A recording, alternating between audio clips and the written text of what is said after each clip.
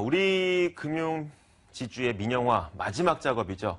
우리은행의 매각 작업이 다시 한번 불발됐습니다. 네 번째 실패인데 지난 28일이었죠. 그 신재현 금융위원장이 직을 걸고 성사시키겠다고 했던 우리은행 매각이 네 번째 실패로 돌아갔습니다. 네. 28일 입찰을 마감해본 결과 그 소수 지분 매각 같은 경우는 이제 뭐 원래 예상했던 수량 18% 이상으로 한 23% 정도 사겠다는 사람이 네. 좀 있었는데 경영권 지분 매각에서는 이제 중국의 안방보험만 예비 입찰 제안서를 제출을 했어요. 그동안 네. 안방보험 같은 경우는 나온다 만다 말이 많았었는데 좀 물밑 작업을 하더니 갑자기 이제 마지막 날 짠 하고 모습을 드러냈지만 교보생명이 좀 이번에 입찰에 참가를 하지 않으면서 그러니까 뭐 유효 경쟁이 성립되지 않아서 자동으로 무산됐습니다. 네, 그 경영권 지분 매각은 무산이 됐기 때문에 사실 이 전체적으로 무산이 됐다고 얘기를 하는 거 아닙니까? 근데 소수 지분은 그럼 그렇게 진행을 하네요. 예, 소수 지분은 이제 뭐 그렇게 희망 수량 경쟁 입찰이라 가지고 네. 자기가 원하는 수량을 써내는 거예요. 그 많이 네. 쓰고 가격을 높게 쓴 사람 위주로 순서대로 이렇게 매각을 하는 건데 이 부분에 대해서 이제 주가를 예상했던 주가 이하로 낸 투자자가 있다면 네. 모르겠는데 그렇지 않다면은 18% 정도까지는 다 매각이 될 것으로 보입니다. 자, 그러면 이제 남은 30%만 매각하면 되는 건가요? 어떻게 되는 그렇죠. 이제 남은 지분 30%. 남은 지분 30%. 30%만 매각을 하면 되죠. 이 지분을 좀 어떻게 지금까지 뭐 경영권을 매각하기 위한 30%를 경쟁 입찰을 붙였었는데 그러면 이걸 전면 수정해야 되니까 아니면 또 이런 방식으로 또 다음번 매각을 좀 진행을 해도 되는 겁니까?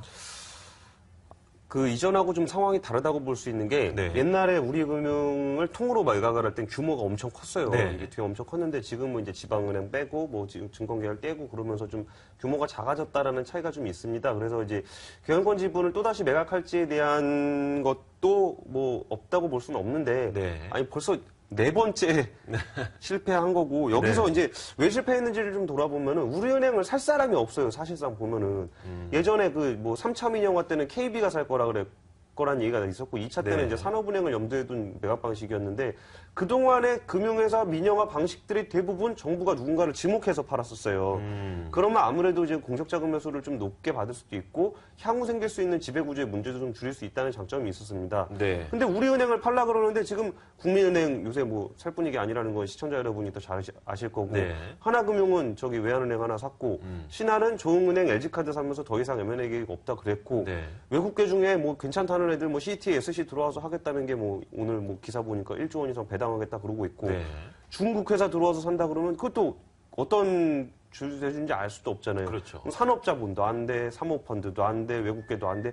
그럼 사실상 우리은행을 팔 수 있는 곳이 없다는 것이 오늘 이번에 결과로 나타났다고 볼 수 있거든요. 네. 그러면 이제 기껏해야 우리나라 남은 금융 주력자는 뭐 미래에셋 그룹, 뭐 한국투자그룹, 그리고 네. 교보그룹 해서 세 군데가 거의 전부라고 볼 수 있는데 뭐 이번에 나온 거 보니까 교보도 안 돼. 뭐 미래는 거의 좀 해외 쪽으로 많이 하고 있고. 네. 그럼 사실상 살 곳이 없어요. 아, 그러면 이걸 또 한다. 그럴 이유가 별로 없거든요. 그렇죠. 근데 어쨌든 네. 현실적인 대안으로는 이제 분산 매각밖에 없다는 것이 좀 답으로 분산 매각은 어떤 식으로 진행이 되는 겁니까? 말 그대로 이제 지분을 분산하는 네, 거예요. 30%를요. 그러니까 경영권 매각이라 그러면 30% 지분을 가지고 누군가 주인을 만들어주는 그렇죠. 네. 거거든요. 그럼 그 주인이 이제 경영을 하게 되는 건데, 근데 보면 우리나라에 경영권 지분을 가진 은행이 없어요.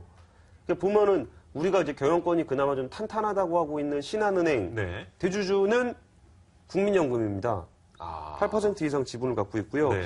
뭐 우리 사주가 한 4% 정도 갖고 있고 이제 뭐 외국 그 일본 제1교포들이 좀 들고 있긴 한데 그렇게 돼 있고 BNP 파리바가 5% 정도 가지고 있고요. 네. 뭐 주인 없는 회사로 유명한 KB금융지주 같은 경우도 국민연금이 대주주입니다.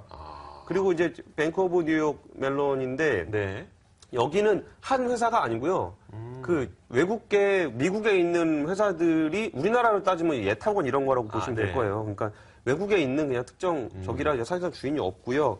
그 하나금융 같은 경우도 국민연금이 대주주입니다. 아, 그렇군요. 예, 하나금융 대주주가 그 국민연금이 대주주고 그 다음에 이제 뭐 프랭클린 리소스하고 블랙록이 한 6%에서 5% 정도 갖고 있고요. 그렇구나. 그러니까 우리나라에는 원래 주인이 있는 금융회사가 없어요. 네. 그러면 정부에서는 이제 우리금융을 주인을 만들어주겠다고 했는데 주인이 없는 회사에 매각을 했다고 해서 그게 주인이 생긴 거냐라는 좀 반론이 생길 수가 있어요. 네. 그래가지고 좀 지금 경영권 매각이 뭐 주인 있는 회사에 그건 영향을 좀 미치지 않는다고 보고 있고요. 근데 혹시 이 우리 은행이 해외 자본이라든지 뭐 해외 사모펀드에 매각될 가능성도 있습니까? 엄밀히 따지면 우리나라는 이제 개방된 나라이기 때문에 해외 자본하고 국내 자본을 차별하는 것이 법적으로 안 돼요. 네. 그러니까 해외 자본이 들어오게 와서 뭔가를 산다 그랬을 때 우리나라 저 기업하고 똑같은 취급을 받아야 되고 그 돈 들어오는데 뭐 이 돈이 뭐 어떻고 저 돈이 뭐 어떠냐라는 근데 우리나라 사람들은 측면에서 해외 자본 들어오는 것에 대해서 되게 트라우마라고 할까요? 그런 두려움도 많고 트라우마도 좀 많은 것 같아요. 그러니까 뭐 자본에는 국경이 없다고 네. 하는데 사실 CT나 SC 하는 거 보면은 그렇죠. 확실히 국내 자본들은 그래도 이제 사회공헌 활동이라도 열심히 하고 뭐 금리라도 좀 깎아주려고 그러고 이제 사회적 견제를 받는데 뭐 우스갯소리로 그런 얘기도 해요. 뭐 시티은행은 김장도 안 담근다고. 그 연말 되면 이제 김장도 네. 담궈서 좀 이렇게 불우이웃 돋기도 하고 그렇죠. 그러는데 연탄이라도 나르고. 예, 그런 부분에서 약간 좀 금융이라는 특수성을 좀 감안한 측면이 있고요. 우리은행 같은 경우에 그 좀 대기업 그룹, 뭐 삼성 뭐 그런 데를 포함해가지고 16개 대기업 그룹의 주채권 은행이에요. 근데 그런 은행, 그러니까 대기업에 그런 막대한 영향을 미칠 수 있는 은행을 이제 외국에 넘긴다. 그것도 이제 중국계 뭐 안방보험이나 이런 데 넘긴다 했을 때 그 드는 그 불안감들이 좀 아직 우리나라에 있기 때문에 그 외국계 은행에다가 매각하는 거는 쉽지 않을 것 같아요. 그리고 또 이제 우리 금융 매년화 3대 조건 중에 하나가 이제 금융산업 발전이라는 측면이 있거든요. 네. 이 기준을 적용을 하면은 외국계를 배제할 수 있는 정성적 지표를 만들 수 있지 않을까라는 생각이 좀 듭니다. 네, 알겠습니다.